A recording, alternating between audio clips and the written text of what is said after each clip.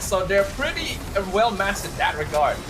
And Ivan, he's gonna get terrified, and again, Gojaz just slams down on him as Amao secures the second turtle of the game. Escalera with the Raging Sandstorm trying to look for Albert, misses the target. The Ogi Shadow takes him down. Erlan finally joins the fight. Albert gets taken out by Amao, and Gojaz now finally isolated. Erlan, he's 8-0 once more.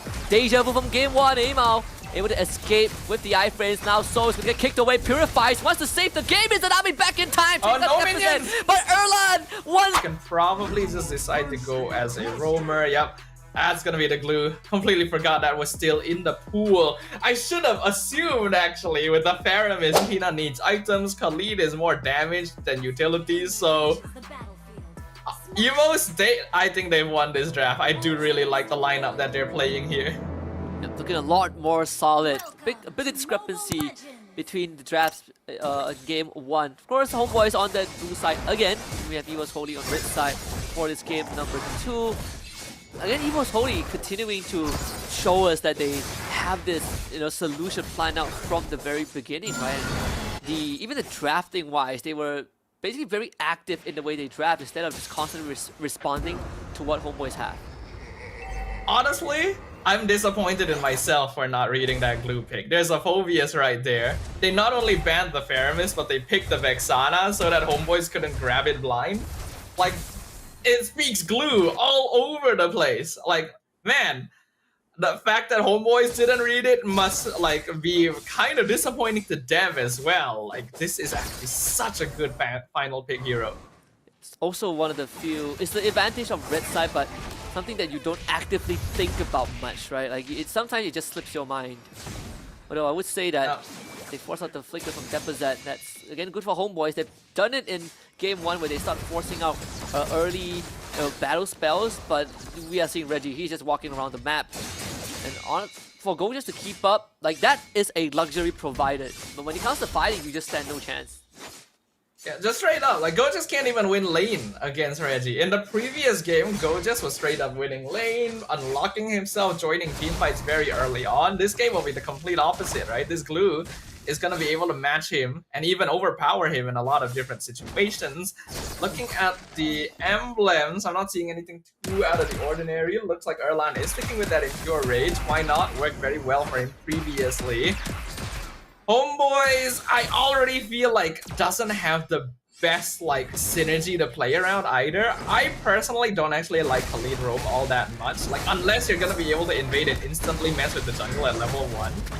Yeah. See the flicker from Gojaz to isolate Reggie, who is in the split. Planning can expire, so he uses his own flicker. Meanwhile, on the other end, Escalera is going to be terrified. First blood going over to Deposit.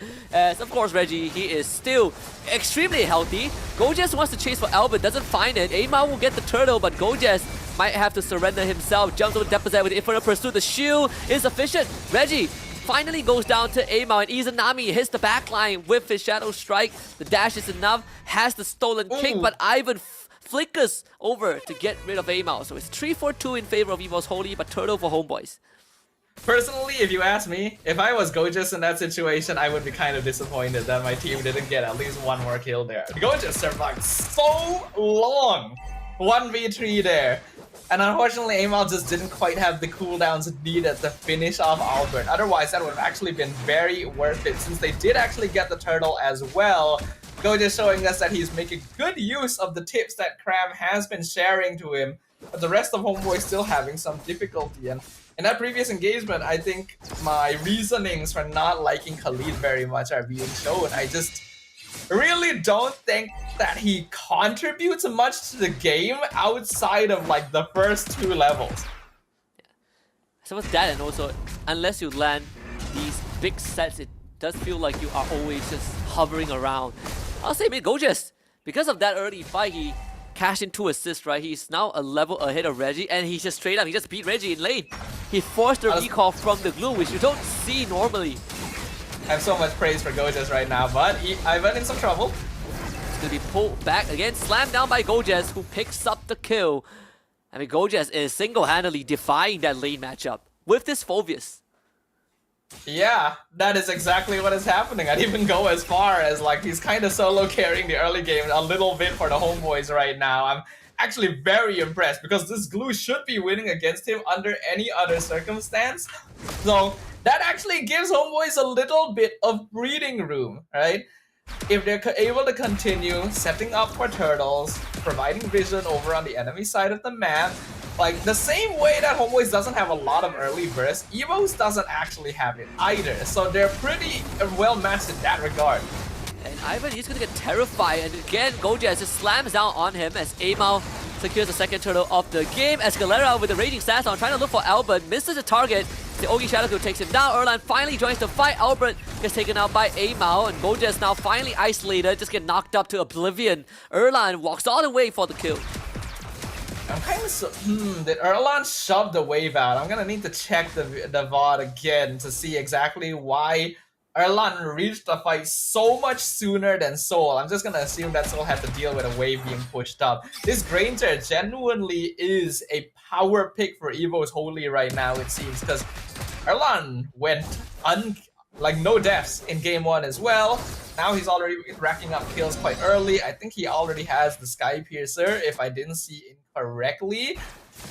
Yeah, okay, I didn't see incorrectly. Thank you to the people that brought that up for me.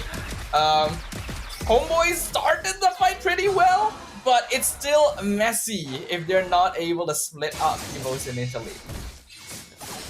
Really putting a lot of weight on Gojas' back. At least it opens up space for Amao to kind of access the back line, but again, there are limitations, right? When it comes to these long drawn-out fights, obviously you are looking at Reggie and Erlan to be able to kind of dish out a lot more damage while abilities are on cooldown for the Homeboys. Yeah, I still don't really like Kalidro.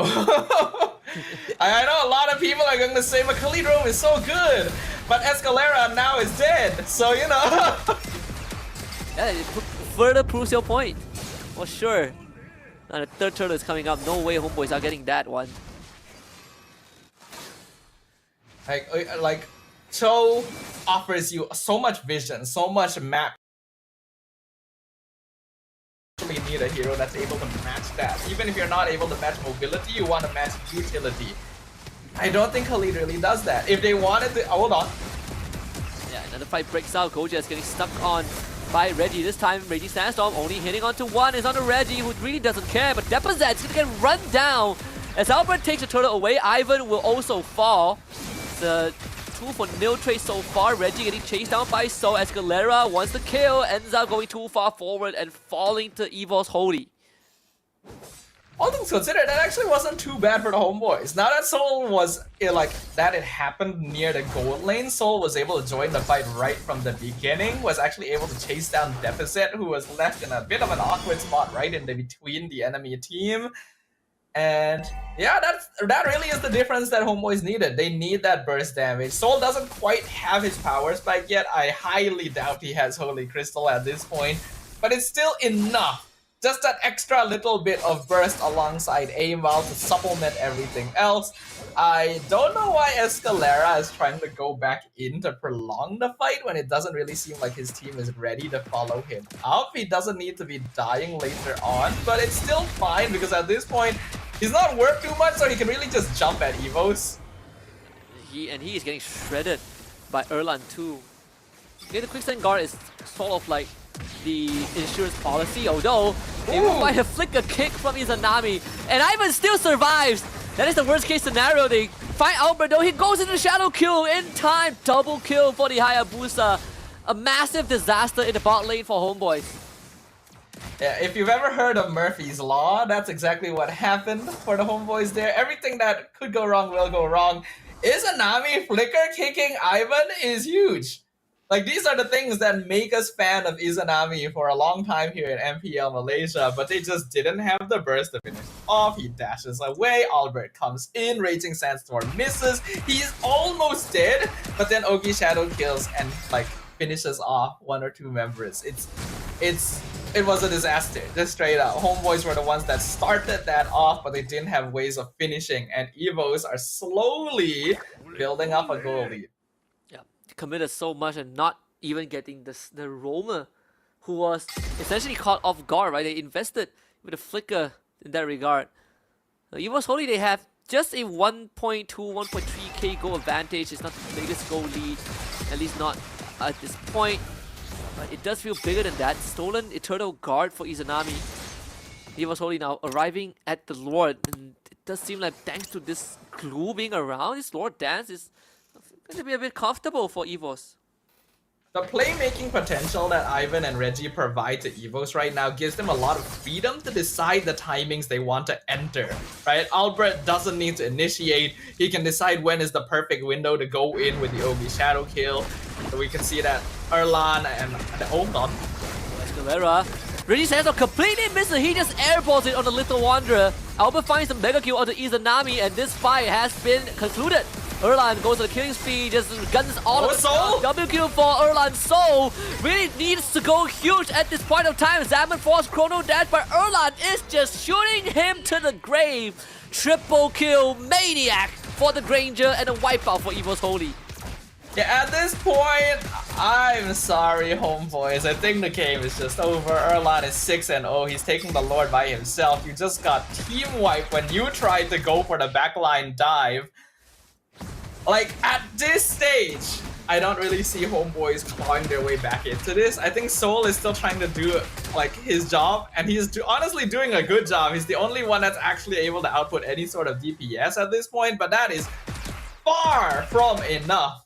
Even the Wishing Lantern now completed on deposit. EVOS, their goal lead might not be very, very big, but they are way ahead of homeboys in various other facets.